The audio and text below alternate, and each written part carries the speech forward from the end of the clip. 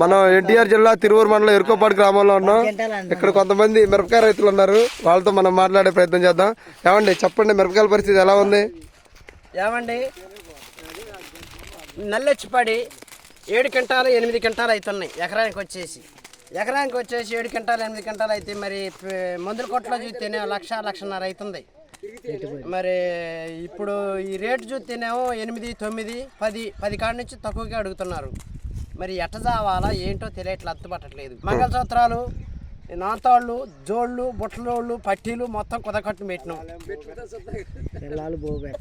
కూలి రైతులు కూలీలు చూస్తేనే ఇంత అడుగుతున్నారు. కేజీకి 20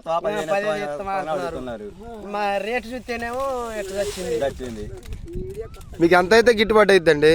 మాకు 15 నుంచి 18, 19 అయితే గిట్టుబాటు అయింది. ప్రస్తుతం ఎంత లాస్ వస్తుంది మీకు ఒక ఎకరానికి వచ్చేసి? ఎకరానికి వచ్చేసి 1,00,000-2 లక్షలు వస్తుంది. 2 లక్షలు లాస్ వస్తుంది. ఇక్కడ రవి గారు అన్నారు, రవి గారు చెప్పండి అండి. చెప్పేది ఏముందండి అయ్యా, 2 లక్షలు లాస్ వచ్చిందయ్యా. లేదు మందు పురుగు మందు పట్టాల్సిందేకా.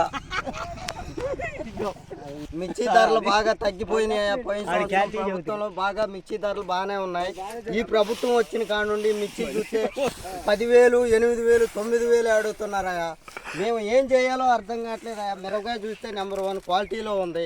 10,000, 11,000 అని వెళ్ళిపోతున్నారు తప్పితే వాళ్ళు ఇష్టం వచ్చిన గిట్టుబాటు ధరకే అడుగుతున్నారు. కానీ పండించిన ఈ 6 గాల చాకరీ మట్టికి అసలు ఉపయోగం లేకుండా పోతుంది. పురుగుల మందు ఆగాల అర్థం కావట్లేదు, లేకపోతే ఇటన్నా పోవాలన్నా అర్థం కావట్లేదు.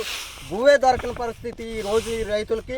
ఈ ప్రభుత్వం ఇలా తయారైద్దని మాకు అసలు కోపం వస్తుంది. కానీ ఎరగాల నోళ్ళు చావాల్సి వస్తున్నాం మేము, ఇంతే.